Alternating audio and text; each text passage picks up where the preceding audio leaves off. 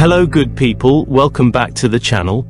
Yo, this month on Blink Kant Bo, things have hit boiling point, and I mean hot like the Kalahari sun. Secrets are spilling, hearts are breaking, and certain characters are showing sides of themselves we didn't know existed.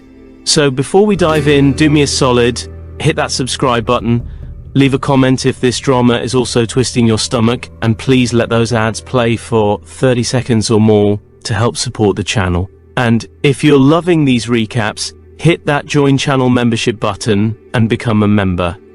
Now let's get into it. From Friday 1st August 2025 episode 21, things are about to erupt. That Friday, the 1st of August 2025, started with a threat hanging in the air like smoke in a small room. Kazim didn't even wait for breakfast to start his nonsense. He cornered Seyran in the hallway and told her flat out, if she doesn't give the Korhans a grandchild soon, she's out. Not a warning, a declaration. Seyran just blinked at him, holding back tears and fury at the same time. The walls around her were closing in, and there was no space left to breathe. That house, that family, they were suffocating her. But Kazim didn't care. To him, legacy mattered more than dignity. And Ferit, that man's been spiraling ever since the truth about Pelin started circling. He left the house with Abidin later that afternoon pretending it was a casual drink. But the look in his eyes said otherwise. That wasn't a man going for a jolt. That was someone running away from his own reflection. If you're still here with us, please remember, support this channel by letting the ads run for at least 30 seconds. And if you want to keep these recaps coming, hit the thanks button or join the membership crew. Every bit helps, really. By the time Monday the 4th of August 2025 rolled around, Ferit was a disaster. He arrived home just before sunrise, half drunk and dragging guilt behind him like a chain. His tie was in his pocket, his words were slurred, and he couldn't even look anyone in the eye. But what really broke the silence was what he said next, loud and clear, in front of Ifakat of all people, I'm going to be a father. But it's not Seyran's baby. Ifakat didn't blink. Her eyes narrowed like a cat sizing up a bird, and you just knew she filed that information away for later. Meanwhile, Seyran, still upstairs, had no idea that her world had just been turned upside down, again. On Tuesday, the 5th of August 2025, Seyran woke up with a knot in her stomach. Something was off. She overheard Kazim on the phone going on about things he had no business knowing, and the way he said it, as if it came from someone on the inside, that's when it clicked. Sultan, she must have said something. Something she had no right to repeat. So Seyran reached out to Golgun. They'd fought before, sure, but in moments like this, even old enemies can become allies. The two of them made a quiet plan, and by late afternoon they were standing in front of Sultan, eyes locked, ready for answers. Sultan tried to play coy, but Seyran wasn't backing down. She didn't come for stories, she came for the truth. Come Wednesday, the 6th of August 2025, the truth finally stood bare. Seyran dug through Sultan's deflections like a blade through silk, and what she found left her shaking. The lies about Ferit's past, the real reason behind his connection with Pelin, and the layers of betrayal buried beneath it all. It wasn't just about the baby, it was about everything Ferit never had the guts to tell her. She didn't scream, she didn't cry, but the disappointment in her face, that was worse than any rage. Meanwhile, Ifakat's plans were quietly ticking away. Not loud, not obvious, but dangerous. Like poison in the tea, waiting for the last sip. Then came Thursday, the 7th of August 2025, and Seyran started seeing through the fog. She was this close to uncovering the full extent of Ifakat's scheme. The fake warmth, the manipulations, the way she was using people like chess pieces, it all started making sense. But there was one person Seyran couldn't reach, Suna. Shame, Suna was blind with love. She thought Kaya was her way out, her escape from all the madness. Seyran begged her to listen, to think clearly, but Suna was already too far gone. He loves me, she said, holding on to that hope like a lifeline. Seyran saw it for what it was, another trap. but she couldn't save her sister if her sister didn't want to be saved. And on Friday, the 8th of August 2025, things really started to fall apart. Nuket's big plan, the one she'd been crafting with Sultan and Talon to take down Ifakat, was crumbling under her feet. Why? Because the people she trusted were all chasing their own agendas. No one was playing by the rules anymore. Kaya especially made it clear he wasn't following his mother's script. He started going off on his own path, doing things his own way. And that scared Nuket more than she'd admit. The power was slipping from her fingers, and all around her, the pieces were moving too fast to control. That Monday, the 11th of August 2025, the tension was crawling through the Korhan villa like smoke under a door. Ifakat was stirring the pot again, this time quietly cornering Ferret about unfinished business. She pushed him hard to deal with the mess he made. You could see it in his face, tired, defensive, confused. The walls were closing in, and Ifakat was tightening the noose one calm sentence at a time. But outside all the drama, Golgan and Asuman had a rare moment of peace. They were out shopping, laughing, teasing each other like old friends, forgetting, even if just for a minute, the madness back home. A small breather before the next storm. By Tuesday, the 12th of August 2025, Ferret was still in the dark about Talon's real trump card. The man had a photo in his pocket that could burn down the whole Korhan name, a picture of Ferret kissing Pelin's stomach. It wasn't just scandalous, it was loaded with implications, and Talon was waiting for the perfect moment to drop it. Meanwhile, Ferret, totally unaware, was trying to clean up a different mess. He'd promised to clear his name after that other photo with Sina, and he was finally making moves. But fate wasn't on his side, because Kazim stumbled across the photo first. One look, and the man nearly exploded.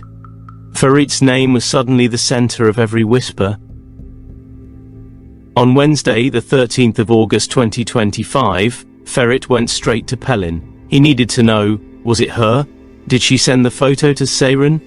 His voice was shaking, his eyes bloodshot.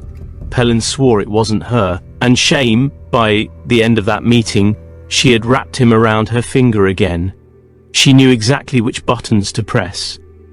That old familiarity between them, still there, dangerous, seductive, and Ferret, always weak when it comes to Pelin, walked away convinced. Again.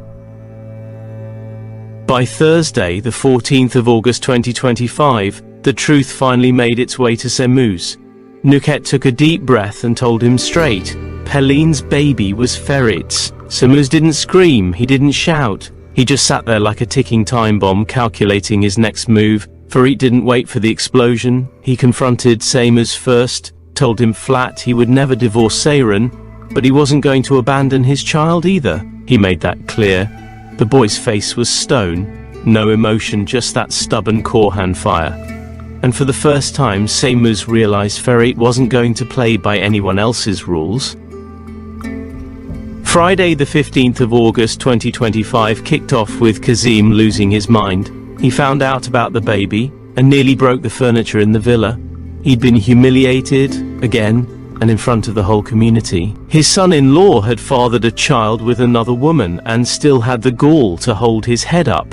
At the same time, the trio of trouble, Pirul, Pelin and Sena, were scheming behind closed doors, trying to find a way to break up Ferret and Seyran once and for all. Suna, meanwhile, was pacing in a room, heart pounding. The engagement was coming fast, and nothing felt solid.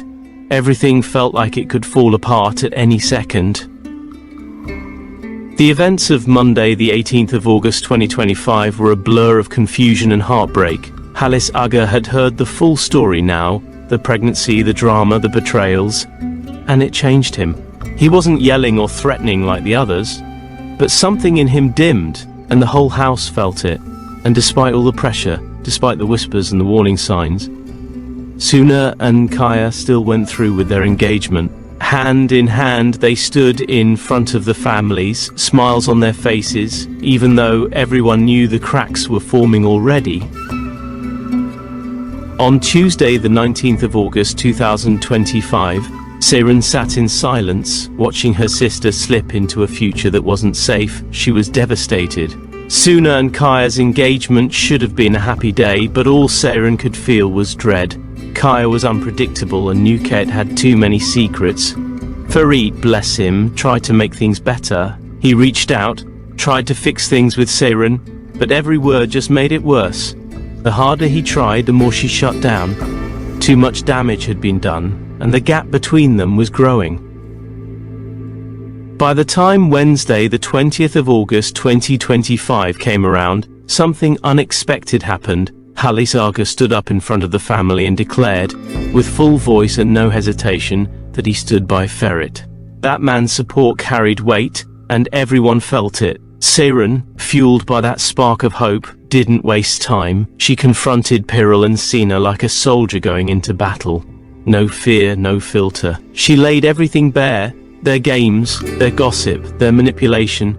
She was done being quiet. She wasn't just a wife anymore, she was a woman reclaiming her story. It was on Thursday, the 21st of August 2025, when everything between Pelin and Ferit reached breaking point. They were in the middle of a shouting match, accusations flying, years of pain pouring out, when a knock interrupted the chaos. They both froze. On the other side of that door was Samuz, and at first he was clueless about the drama, but he wasn't stupid. Within minutes he caught on, and when he realized how deep the mess went, something behind his eyes changed.